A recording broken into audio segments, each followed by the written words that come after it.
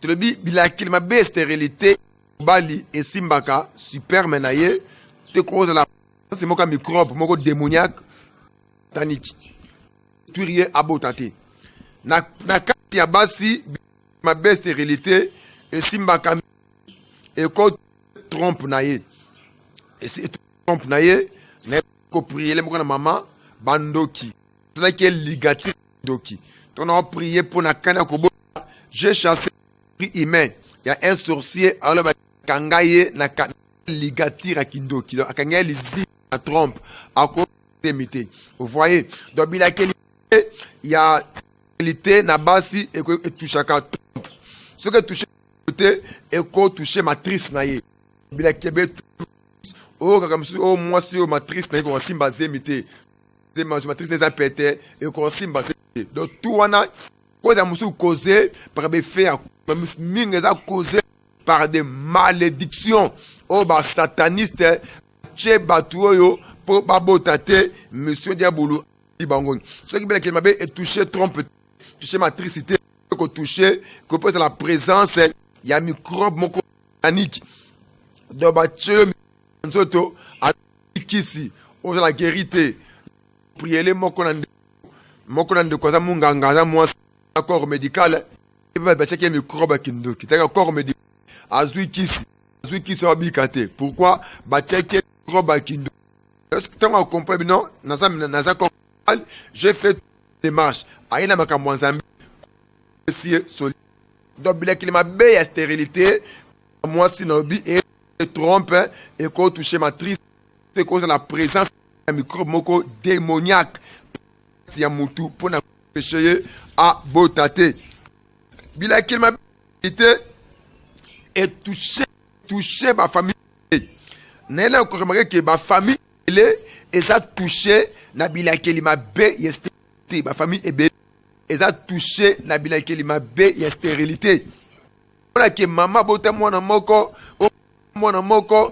te moko na famille bango to bote ka mwana moko parce que lié na bila qu'il m'a bé stérilité stérilité et si ma vraiment pas fais-moi bien me la toucher na stérilité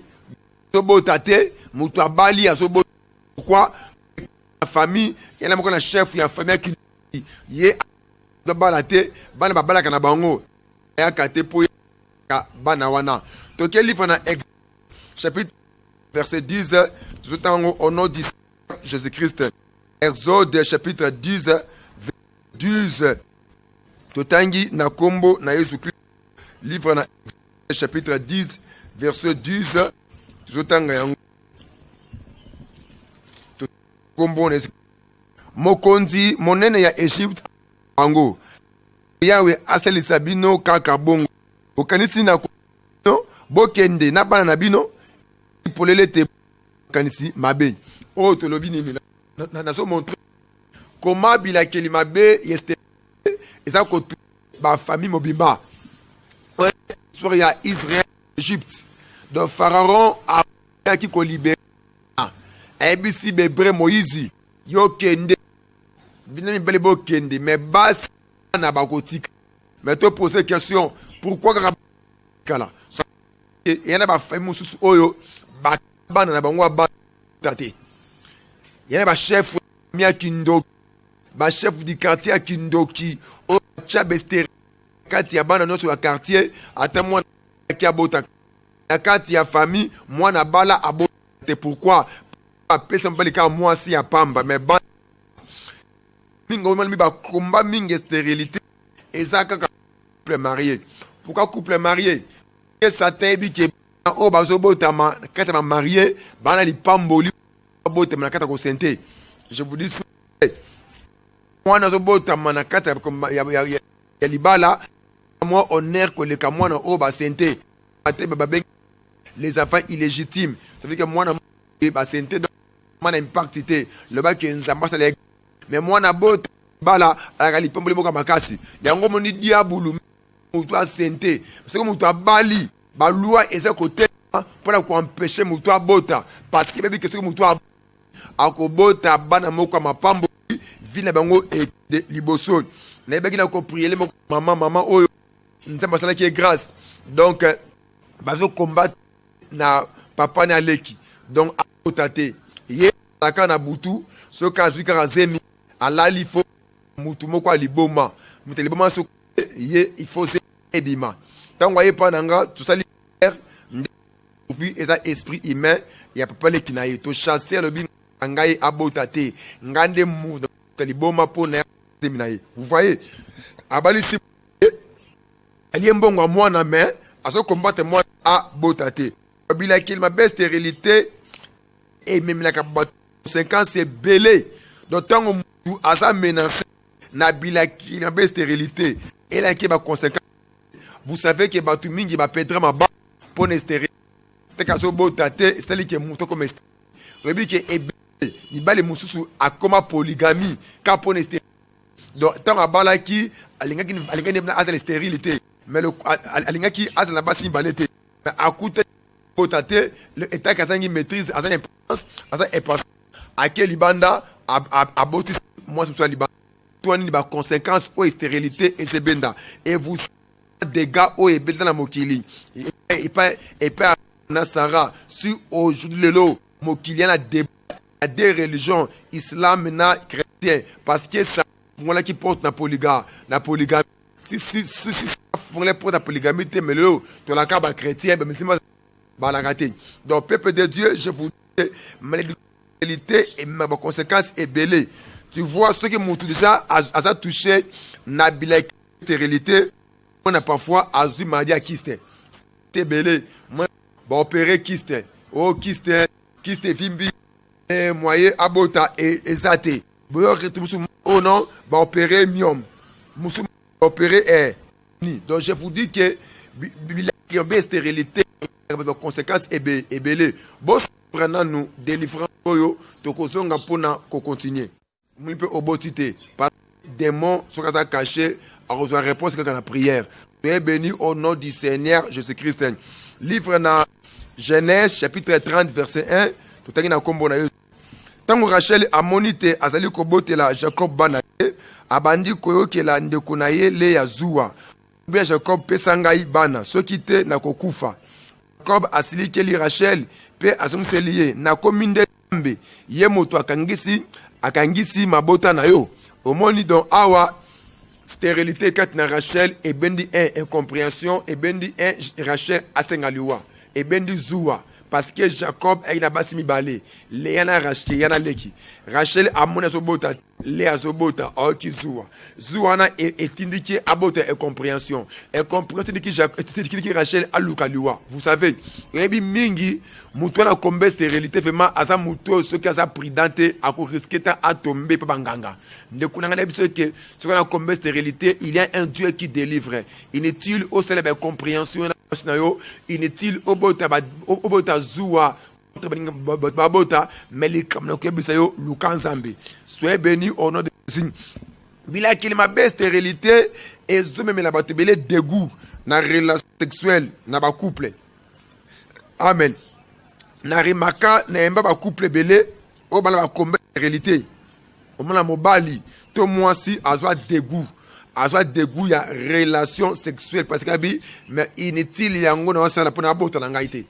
c'est ça nin donc tant mutu ça combattu na qu'il ma belle stérilité et que les dégoût ya relation sexuelle c'est autant que livre Genèse 31 bien à 1-2 Genèse 31-2 na comme que Jacob parfois akima qui chambre Léa akima qui chambre Rachel donc parfois Jacob a comme qui kaka kolala na chambre il y a Léa yango il faut Rachel a déclaré parce que Jacob trouvait que Calé a bota Rachel a bota raté donc comprendre que bilak mutua ça na combat il y a qu'il m'a belle stérilité et la kepe et que le dégoût il y a relation sexuelle et ta que ba umena libala bota ezoyate et que la bango dégoût souvenez-vous na dégoût et que produire esprit à faiblesse et pas mobali et que la mobali faiblesse sexuelle chez la femme et que la femme frigidité non yamba couple moko qui pas et un combat stérilité babotate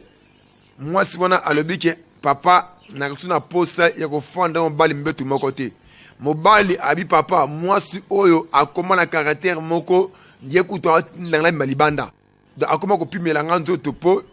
sentiment nango de la question parce que à mon mwana zoyate. Je les ai prêts, je vous dis les choses vraies. Tout dans la Bible, la livre dans Genèse 18, 12 et 13. La Bible, la stérilité et c'est la moutou dégoût, il y a relation sexuelle, n'a pas couple avec à travers esprit à faiblesse et pas la mobali et la mobali faiblesse sexuelle et moi si et la moi si frigidité. Livre dans Genèse 18, 12 et 13. Donc Genèse 18, 12 et 13. Tout au nom du Seigneur Jésus-Christ.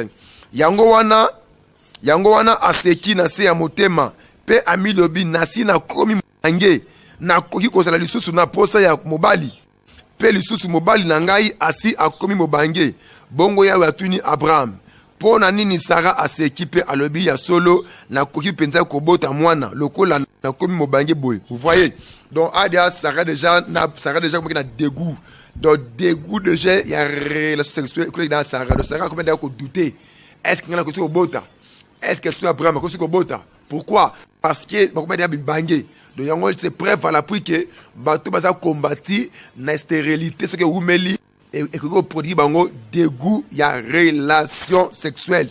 Bila kilima be stérilité et est-ce que la mutu doute. Donc doute. Tu vois Sarah a douté à tali coronabi. Est-ce que vraiment na bota? Donc tant que baka mi combati na bila stérilité et la kabutu doute. Donc mutuzi appelle déjà foi azo kwa retabi est-ce que manga na kobota lisusu na biso ke ndikona ndima kaka